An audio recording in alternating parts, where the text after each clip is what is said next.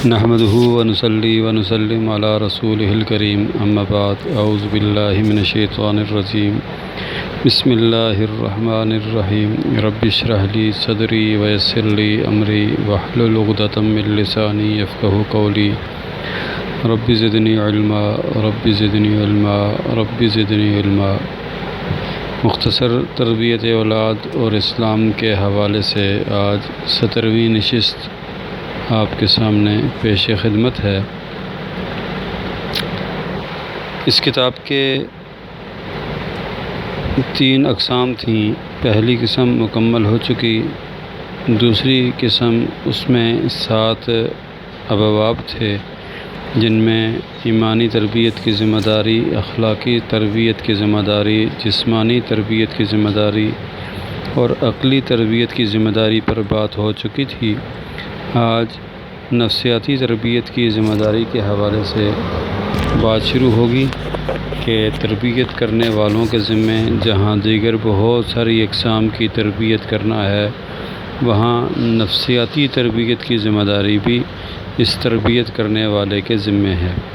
اس سے مراد یہ ہے کہ بچہ جب عقل مند اور ہوشیار ہو جائے تو اس کو جرأت، حق کے سلسلہ میں بے باکی، صداقت، شجاعت، بہادری اور دوسروں کی خیر و بھلائی پسند کرنے اور نفسیاتی و اخلاقی فضائل و کمالات سے آراستہ ہونے کی تربیت دی جائے تاکہ اس کی شخصیت بنے اور اس پر جو ذمہ داریاں عائد ہوں وہ انہیں بحسن و خوبی ادا کر سکے۔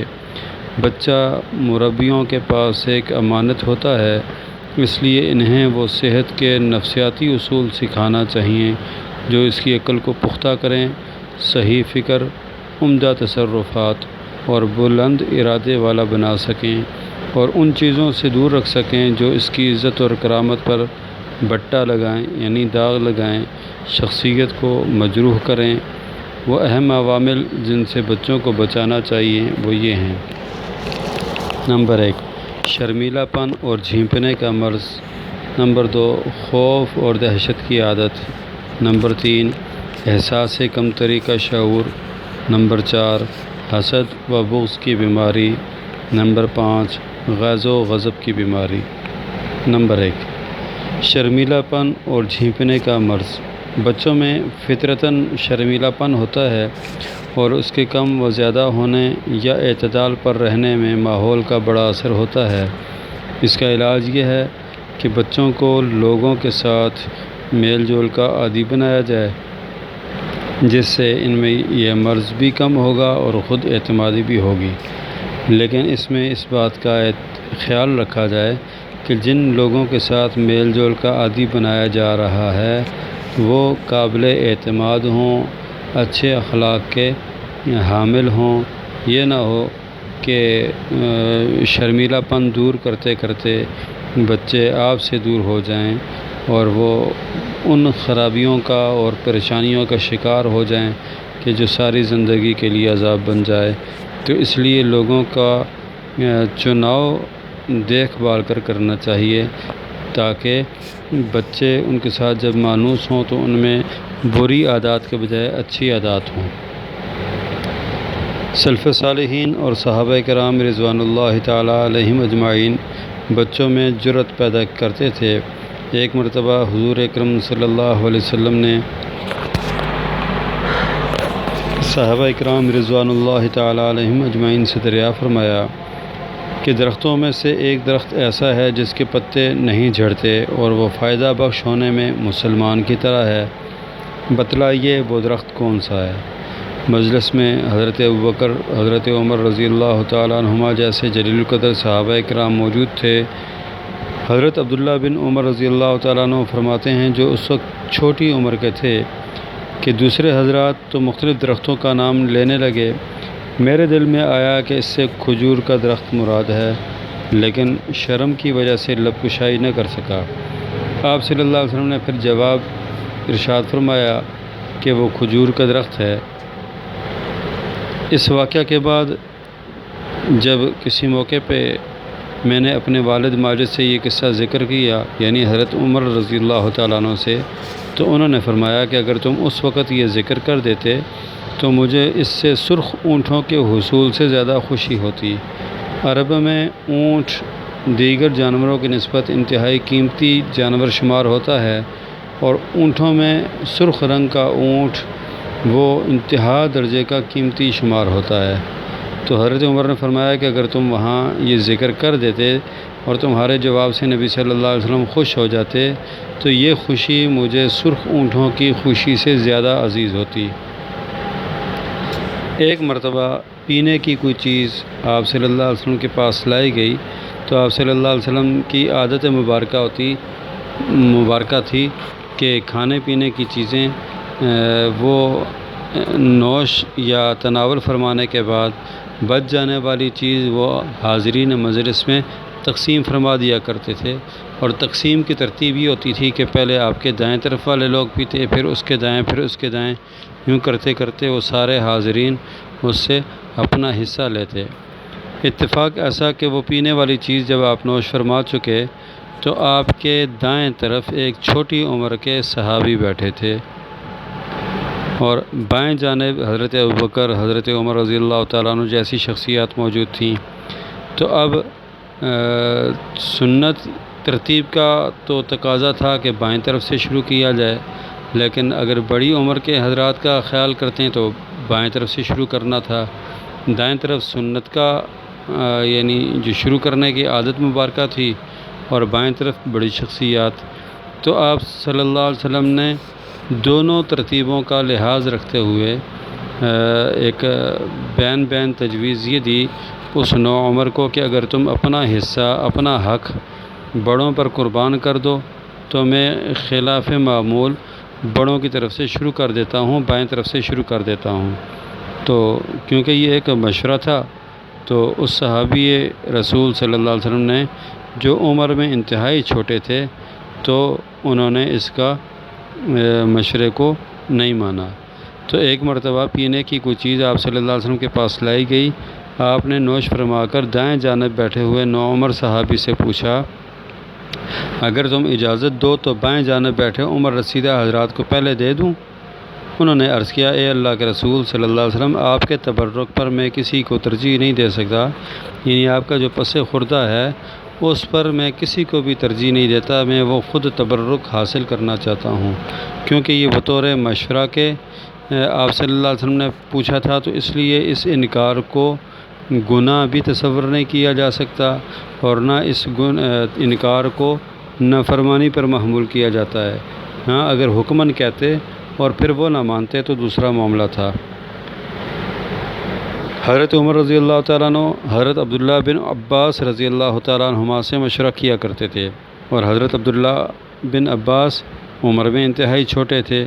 کسی نے کہا کہ آپ بڑے بڑے صحابہ اکرام ہیں، ان سے صرف مشورہ کر لیا کریں، اس بچے سے کیا مشورہ کرنا؟ تو حضرت عمر رضی اللہ تعالیٰ عنہ فرمایا کہ جن کے لیے رسول اللہ صلی اللہ علیہ وسلم نے دعا فرمائی، آپ لوگ ان کا مرتبہ نہیں جانتے کہ یہ بھی بڑے مرتبے کے ہیں۔ ایک مرتبہ ان حضرات کو جنہوں نے اعتراض کیا تھا حضرت عبداللہ بن عمر کا مرتبہ جتانے کے لیے ان سے دریافت فرمایا کہ اذا جاء نصر اللہ والفتح سے کیا مراد ہے؟ کسی نے کچھ کہا، کسی نے کچھ، تو پھر حضرت عبداللہ بن عباس رضی اللہ تعالیٰ عنہ سے دریافت فرمایا تو انہوں نے عرض کیا کہ اس کے ذریعے نبی صلی اللہ علیہ وسلم کے وقت مقررہ یعنی دنیا سے پردہ فرما جانے کی اطلاع دی گئی، جیسا کہ ایک اور واقعہ میں حضرت ابوبکر صدیق رضی اللہ تعالیٰ عنہ کا واقعہ ہے کہ جب یہ سورہ فتح نازل ہوئی تو صحابہ کرام خوشی کے ساتھ جھوم اٹھے تھے، اور ایک بوڑھے آدمی جن کا نام نامی اسم گرامی حضرت ابوبکر صدیق رضی اللہ تعالیٰ عنہ تھا، تو وہ رو رہے تھے۔ تو کسی نے کہا کہ یہ تو خوشی کی خبر ہے، تو آپ نے فرمایا تمہارے لیے تو خوشی کی خبر ہے، لیکن مجھے تو کچھ اور اندازہ ہو رہا ہے۔ اور بعد میں جب آپ صلی اللہ علیہ وسلم دنیا سے رخصت ہو گئے تو فرمایا کہ اس میں آپ صلی اللہ علیہ وسلم کے دنیا سے گزر جانے کا اشارہ تھا۔ اسی طرح کا واقعہ ان آیات میں آتا ہے جو آپ صلی اللہ علیہ وسلم پر آخر میں نازل ہوئی تھیں، تو اس میں بھی الیوم اکملت لکم دینکم وَأَتْمَمْتُ عَلَيْكُمْ نِعْمَتِي، تو اس میں بھی حضرت صدیق اکبر رضی اللہ تعالیٰ عنہ نے غمزدگی کا اظہار کیا تھا کہ یہ آپ صلی اللہ علیہ وسلم کے دنیا سے گزر جانے کا اشارہ کیا جا رہا ہے۔ ایک روز حضرت عمر رضی اللہ تعالیٰ عنہ مدینہ منورہ کے کسی راستے سے گزرے، وہاں کھیلنے والے بچے ان سے ڈر کر ادھر ادھر بھاگنے لگے، کیونکہ حضرت عمر رضی اللہ تعالیٰ عنہ کا رعب بہت زیادہ تھا کہ بڑے بڑے لوگ وہ ان سے ڈرتے تھے، تو بچے تو ظاہر بچے ہیں، لیکن حضرت عبداللہ بن زبیر رضی اللہ تعالیٰ عنہ جو حضرت زبیر کے بیٹے تھے خاموش کھڑے رہے، وہ نہیں بھاگے۔ حضرت عمر رضی اللہ تعالیٰ عنہ نے ازراہ مزاح ان سے نہ بھاگنے کی وجہ پوچھی تو فرمایا، میں مجرم نہیں کہ آپ کو دیکھ کر بھاگوں، نہ راستہ تنگ ہے کہ اسے آپ کے لیے کشادہ کر دوں۔ تو اس طرح کے بے شمار واقعات موجود ہیں جس سے معلوم ہوتا ہے کہ سلف صالحین کے بچے جھجک، احساس کمتری اور بلا موقع ظاہری شرم و حیا سے آزاد تھے، اس لیے کہ وہ جرت مندی و بہادری کے عادی بنائے گئے تھے۔ لہذا والدین اور مربیوں کو چاہیے کہ وہ تربیت کے اصول اپنائیں تاکہ بچے حق گوئی، بے باکی اور ادب و احترام کی حدود کے دائرے میں رہتے ہوئے کامل جرت کا مظاہرہ کر سکیں۔ احساس و شعور کا بھی خیال رکھیں تاکہ جرت بے حیائی سے نہ بدلے اور صراحت بے باکی بے ادبی کی شکل اختیار نہ کرے۔ تو یہاں اس چیز کا خیال رکھنا چاہیے کہ بے باکی وہ بے ادبی میں نہ تبدیل ہو جائے، کہ وہ جواب دینے میں یا شجاعت اور بہادری دکھاتے دکھاتے بے ادب نہ بن جائیں، گستاخ نہ بن جائیں، تو اس چیز کا بھی خیال رکھنا چاہیے۔ تو پہلی چیز تھی شرمیلا پن اور جھینپنے کا مرض، دوسرا شرم و حیا میں فرق۔ شرمیلا پن اور جھینپنے کے مرض کو ختم کرنے کے لیے مشورہ یہ دیا گیا تھا کہ ان کو بڑوں کے ساتھ میل جول ان کا کیا جائے، لیکن اس میں اس چیز کا خیال رکھا جائے کہ وہ اچھے لوگ ہوں۔ تو اب بتایا جا رہا ہے کہ شرم اور حیا میں کچھ فرق ہے۔ شرمندگی اس کا نام ہے کہ بچہ دوسروں کی ملاقات سے دور بھاگے اور کنارہ کشی اختیار کرے، اور حیا نام ہے اسلامی آداب، فضل و کمال اور اخلاق پر عمل کرنے کا۔ فرمایا، حیا یہ ہے کہ تم سر اور اس میں جو اعضاء ہیں، ان کی پیٹ اور جس پر وہ مشتمل ہے، اس کی حفاظت کرو۔ موت اور گلنے سڑنے کو یاد رکھو۔ جو آخرت کا طالب ہوتا ہے وہ دنیا کی زینت چھوڑ دیتا ہے اور آخرت کو دنیا پر ترجیح دیتا ہے۔ لہذا جس نے ایسا کیا اس نے اللہ تعالیٰ سے ایسی حیا کی جیسی کرنا چاہیے۔ فرمایا، ہر دین کے کچھ اخلاق اور اوصاف ہوتے ہیں اور اسلام کا وصف حیا ہے۔ خوف اور ڈر، یہ ایک ایسی نفسیاتی حالت ہے جو بڑوں، چھوٹوں، عورتوں اور مردوں سب کو پیش آتی ہے۔ یہ عادت اگر طبی حدود کے دائرہ میں ہو تو قابل تعریف ہے، لیکن اگر یہی خوف حد سے بڑھ جائے اور فطری حدود سے تجاوز کر جائے تو اس سے بچے میں نفسیاتی بے چینی پیدا ہو جاتی ہے، جو ایک نفسیاتی مسئلہ بن جاتی ہے جس کا دور کرنا نہایت ضروری ہے۔ درج ذیل چیزیں بچوں میں خوف اور ڈر بڑھانے میں معاون بنتی ہیں۔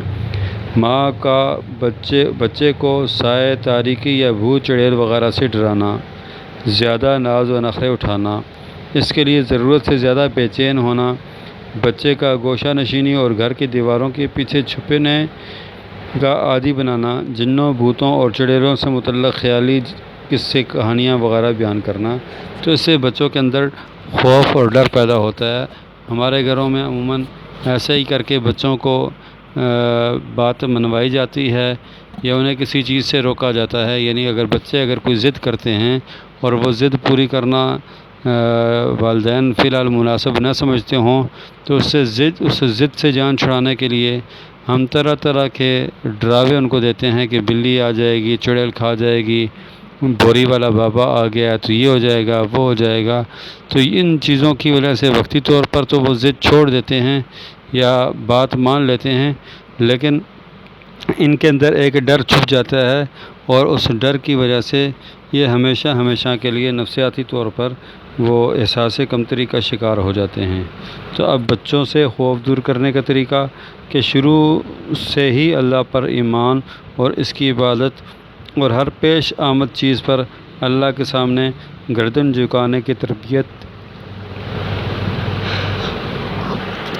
دینا، اور بلا شبہ بچہ کی تربیت ان ایمانی حقائق کے مطابق ہو اور اس کو روحانی و بدنی عبادات کا عادی بنایا جائے تو وہ کسی بھی ابتلا کے وقت نہ تو خوفزدہ ہوگا نہ کسی مصیبت پر جزع فضا کرے گا۔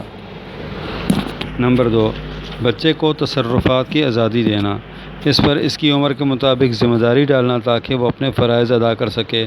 گھر کے کام کاج یا گھر سے باہر کے کام کاج اس سے متعلقہ اس پر ذمہ داری ڈال دینا کہ تم یہ کام کر لو، یہ کام کر لو، تو اس سے اس میں ایک تو اعتماد پیدا ہو جائے گا اور اس طرح کے چھوٹے موٹے جو ڈر ہیں ان سے بچ جائے گا۔ نمبر 3، بچوں کو جن، بھوت، چڑیل، چور، ڈاکو اور کتے وغیرہ سے نہ ڈرانا تاکہ بچہ خوف اور ڈر کے سائے سے بھی دور رہے اور شروع سے ہی بہادر، جرأت پر پلے بڑھے اور ایسا طاقتور مومن بنے جو اللہ تعالیٰ کو کمزور سے زیادہ محبوب ہے۔ یعنی اللہ تعالیٰ کو وہ مسلمان زیادہ محبوب ہے جو بہادر اور طاقتور ہو اس مسلمان کے مقابلے میں جو کمزور اور ڈرپوک ہو۔ نمبر 4، بچے کو عقل مند و سمجھدار ہونے پر لوگوں کے ساتھ اٹھنے بیٹھنے اور میل جول کا عادی بنایا جائے تاکہ لوگوں سے مانوس ہو اور لوگ اس سے مانوس ہوں، اور مومن میں یہ صرف وصف ہونا چاہیے۔ بچہ جس چیز سے ڈرتا ہو اس سے مانوس کرانے کی بھی کوشش کرنا چاہیے تاکہ اس کا ڈر ختم ہو جائے، مگر اب وہ اندھیرے سے ڈرتا ہے تو آہستہ آہستہ غیر محسوس انداز میں اس کا ڈر ختم کرائیں۔ اگر وہ ہاتھی سے یا کسی اور جانور سے ڈرتا ہے تو اسے تیرنا سکھائیں وغیرہ وغیرہ۔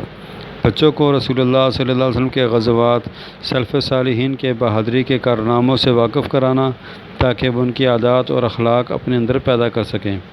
ذیل میں صحابہ کرام رضوان اللہ تعالیٰ علیہم اجمعین کے بچوں کی بہادری اور شجاعت کے کچھ کارنامے ذکر کیے جاتے ہیں۔ نمبر 1، جنگ احد میں کافروں سے لڑنے کے لیے کچھ نوعمر لڑکے بھی لشکر میں شامل تھے۔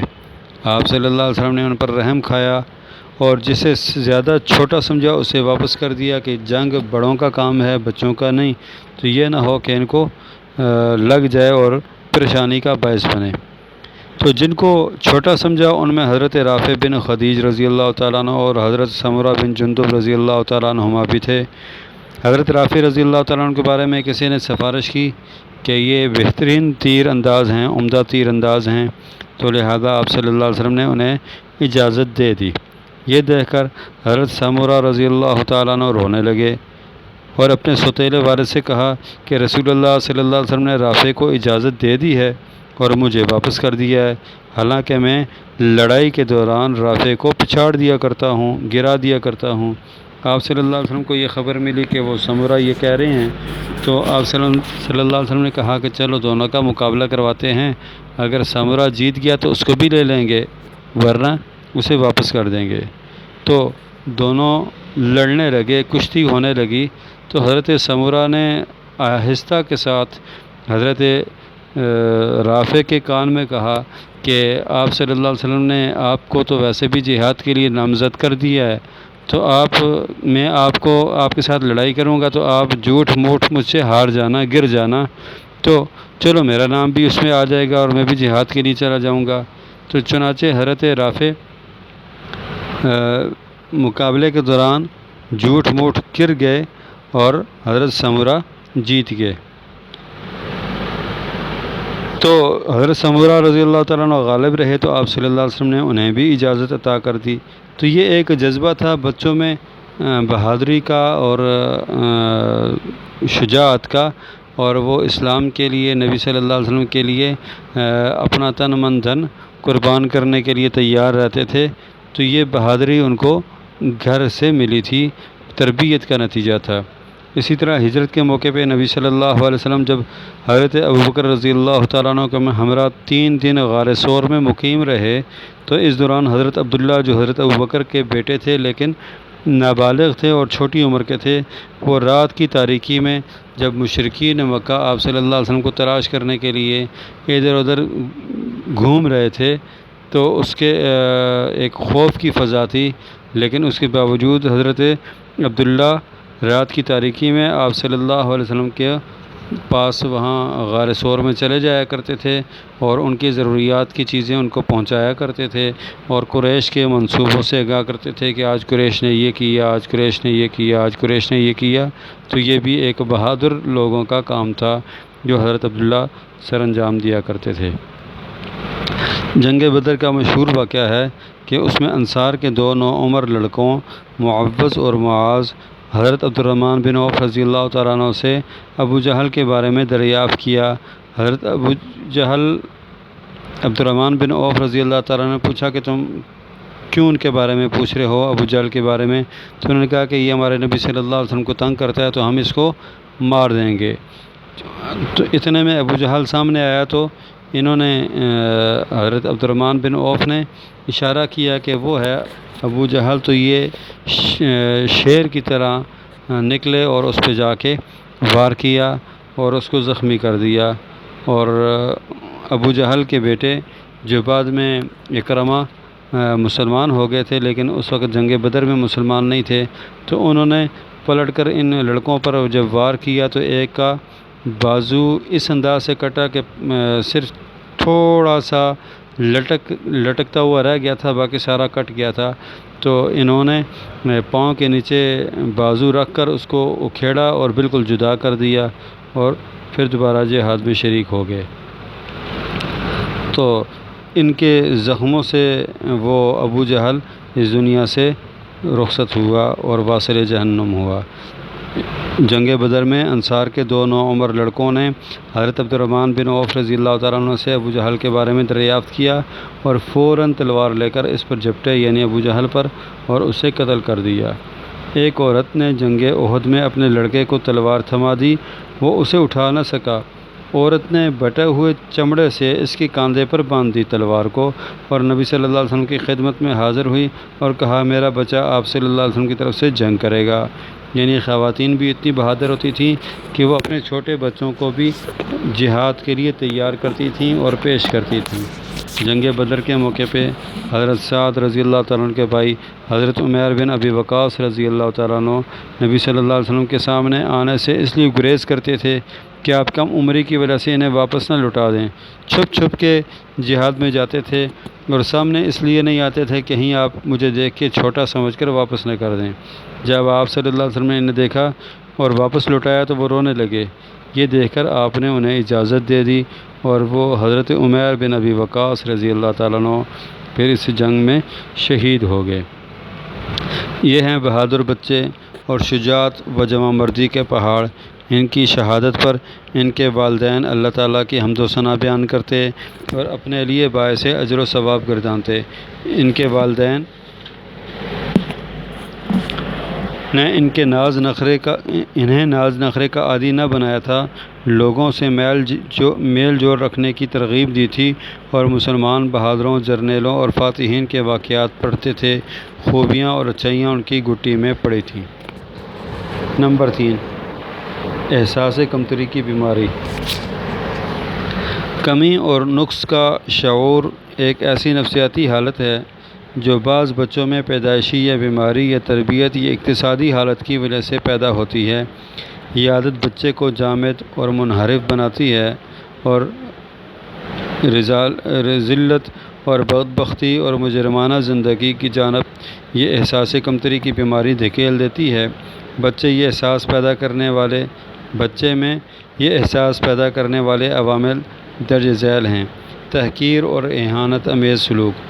اگر بچوں کے ساتھ تحقیر اور اہانت امیز سلوک کیا جائے گا تو ان کے اندر احساس کمتری پیدا ہوگی۔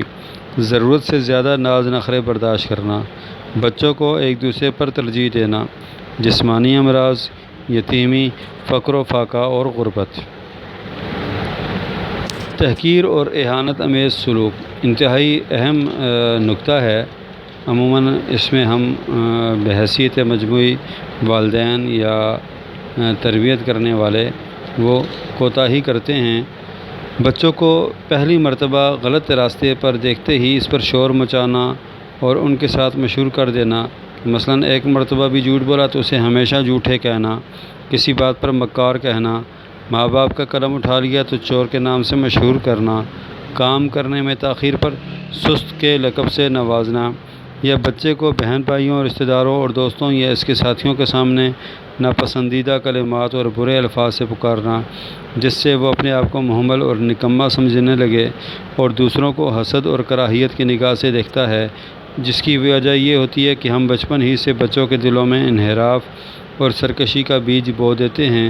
بچے کو گالم گلوچ اور ڈانٹ ڈپٹ کے بجائے نرمی، پیار اور سنجیدگی کا عادی بنانا چاہیے، تو فوراً ہی اس کو ٹوکنا اور اس کو برا بھلا کہنا اور پھر اس ایک غلطی کی وجہ سے ساری زندگی اس کو کوسنا اور تانے دینا، طنز کے نشتر برسانا، یہ ٹھیک نہیں ہے۔ ہاں، اگر وہ ان غلطیوں کا عادی ہو جائے تو پھر مناسب طریقے سے سرزنش کرنی چاہیے تاکہ وہ اس عادت سے جان چھوٹ جائے۔ تو اسلامی تعلیم یہ ہے کہ اگر بچے سے کوئی غلطی ہو جائے تو اسے اس پر نرمی سے متنبہ کیا جائے اور دلیل سے یہ سمجھایا جائے کہ اس کی اس حرکت کو کوئی سمجھدار پسند نہیں کرتا، اور اگر اس طرح سمجھ جائے تو مقصد پورا ہو گیا، ورنہ اس کا علاج سزا دینا ہے، لیکن سزا دینے میں بھی اعتدال۔ سزا دینے اور حسن معاملہ کا 90 طریقہ۔ ایک نوجوان نے حضور صلی اللہ علیہ وسلم سے ایک غیر اخلاقی گناہ کی اجازت مانگی تو آپ صلی اللہ علیہ وسلم نے اس نوجوان کے دل میں اس کے محترم رشتوں کا تذکرہ، اس گناہ کی نفرت بٹھا دی۔ اس نے کہا تھا کہ مجھے زنا کی اجازت دی جائے، میرا دل کرتا ہے۔ تو آپ صلی اللہ علیہ وسلم کا اچھا ٹھیک ہے، لیکن یہ بتاؤ کیا تم یہ گناہ والا کام اپنی والدہ کے ساتھ کر سکتے ہو؟ تو اس نے کہا جی قطعاً نہیں۔ کہا اچھا، آپ کی ہمشیرہ ہے، آپ اس کے ساتھ یہ کر سکتے ہو؟ تو اس نے کہا نہیں۔ اس طرح 2-3 اور رشتوں کی بات کی تو اس نے کہا جی میں تو ان کے ساتھ یہ گناہ والا کام نہیں کر سکتا۔ تو فرمایا کہ جب تم اپنی ماں بہن کے ساتھ یہ کام نہیں کر سکتے تو کوئی اور شخص کیسے چاہے گا کہ اس کی ماں بہن کے ساتھ تم برا کام کرو؟ تو الغرض اس نوجوان کے دل میں محترم رشتوں کا تذکرہ کر کے اس گناہ سے نفرت بٹھا دی، اور وہ توبہ طائب ہوا تو اس کے لیے استقامت کی دعا فرمائی، تو اس سے اس عمل کا انتہائی نفرت پیدا ہو گئی۔ ایک مرتبہ نماز میں کسی کو چھینک آئی اور حضرت معاویہ بن حکم رضی اللہ تعالیٰ عنہ نے نماز میں ہی یرحمک اللہ کہہ دیا۔ ہوا یوں کہ جب نماز کا حکم دیا گیا تو شروع میں نماز کی ادائیگی میں باتیں کرنے کی اور کچھ کھانے پینے کی اجازت تھی، یعنی لوگ بیچ میں باتیں وغیرہ بھی کر لیا کرتے تھے، پوچھ بھی لیا کرتے تھے، تو ان عمل کثیر کی اجازت تھی۔ پھر آہستہ آہستہ آہستہ آہستہ جب مسلمان ان عبادات کے عادی ہو گئے تو پھر اس میں نظم و ضبط پیدا ہونا شروع ہو گیا۔ پہلے لوگ نماز ہو رہی ہوتی تو آ کر پوچھتے، سلام کرتے، سلام کا جواب دیا جاتا اور پوچھتے جی کون سی رکعت ہے، دوسری یا تیسری ہے، اس کے مطابق وہ پہلے نماز اپنی جو رکعت گزر چکی ہوتی تو وہ پہلے پڑھ لیتے اور اس کے بعد پھر نماز میں شریک ہو جاتے۔ حضرت معاویہ بن حکم رضی اللہ تعالیٰ عنہ کہیں سفر پہ تھے تو پیچھے یہ احکام آیا کہ اب نماز میں سکون کے ساتھ بغیر باتوں کے آپ پڑھا کریں۔ ایک آدمی کو چھینک آ گئی اور اس نے چھینک ماری تو حضرت معاویہ پرانی ترتیب کے مطابق انہوں نے یرحمک اللہ کہہ دیا، تو لوگ انہیں گھورنے لگے کہ نماز میں یہ کیوں کہا؟ انہوں نے فرمایا کیا بات ہے، کیوں گھور رہے ہو؟ پھر لوگ گھورتے رہے لیکن کسی نے زبان سے کچھ نہیں کہا۔ بہرحال یہ خاموش ہو گئے۔ نماز سے فارغ ہو کر آپ صلی اللہ علیہ وسلم نے انہیں قریب فرمایا تو حضرت معاویہ فرماتے ہیں نہ آپ نے مجھے ڈانٹا نہ برا بھلا کہا، یہ فرمایا نماز میں باتیں کرنا درست نہیں، نماز تسبیح و تکبیر اور قرآن کریم کی تلاوت کا نام ہے۔ حضرت معاویہ فرماتے ہیں بخدا میرے ماں باپ آپ صلی اللہ علیہ وسلم پر قربان ہوں، میں نے نہ آپ صلی اللہ علیہ وسلم سے پہلے ایسا شفیق اور مہربان معلم دیکھا، نہ آپ صلی اللہ علیہ وسلم کے دنیا سے گزر جانے کے بعد دیکھا۔ تو سمجھانے کا بھی ایک انداز ہوتا ہے، اور اس سمجھانے کے انداز سے مرض کو دور کرنا ہوتا ہے، نہ کہ اس کو پریشان۔ ایک اور واقعہ جس میں آپ صلی اللہ علیہ وسلم کے سمجھانے کا انداز سمجھ آ سکتا ہے کہ ایک دیہاتی نے مسجد میں پیشاب کر دیا، لوگ انہیں برا بھلا کہنے لگے، تو یہاں سے نکلو، بھاگ جاؤ، یہ کرو وہ کرو، تم یہ کیا کر رہے ہو، تو اس طرح کی باتیں کرنے لگے کہ وہ دیہاتی صحابی پریشان ہو گئے۔ آپ صلی اللہ علیہ وسلم نے فرمایا انہیں چھوڑ دو اور کچھ مت کہو، اور ایک ڈول پانی کا اس پر بہا دو، کیونکہ اب جو غلطی ہونی تھی وہ تو ہو گئی۔ اب اگر آپ اس کو یہاں سے بھگا دیتے تو جہاں جہاں سے بھی ہو جاتا تو وہ ناپاکی پھیلتی جاتی، تو وہ بجائے اس کے تھوڑی سی جگہ پہ ناپاکی پھیلتی، ساری مسجد اس سے خراب ہو جاتی، اور دوسرا اس کے کپڑے خراب ہو جاتے، تیسرا اس کے دل میں مسجد اور عبادت سے متعلق نفرت پیدا ہو جاتی، کیونکہ وہ دیہاتی تھے، ان کو تو ان معاملات کا علم نہیں تھا۔ بہرحال آپ صلی اللہ علیہ وسلم نے ان کو بڑے پیار سے سمجھایا بجھایا تو وہ مسئلہ حل ہو گیا۔ ناپاکی کا یہ کیا کہ ایک ڈول پانی کا بہا دو، جگہ پاک ہو جائے گی۔ ارشاد نبی صلی اللہ علیہ وسلم ہے کہ اللہ تعالیٰ مہربان اور نرم ہیں، اور ہر معاملہ میں نرمی کو پسند کرتے ہیں۔ فرمایا نرمی جس چیز میں اختیار کی جاتی ہے وہ اسے زینت بخشتی ہے، اور جس چیز سے اسے دور کر دیا جائے وہ اسے عیبدار بنا دیتی ہے۔ فرمایا جو نرمی سے محروم کر دیا گیا ہو تمام بھلائیوں سے محروم کر دیا گیا۔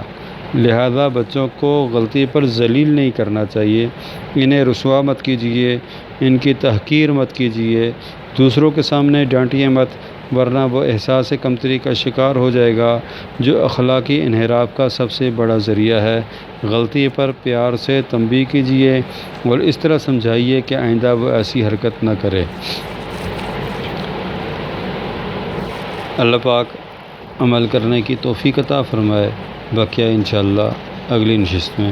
سبحان ربک رب العزت عما یصفون وسلام علی المرسلین والحمد للہ رب العالمین۔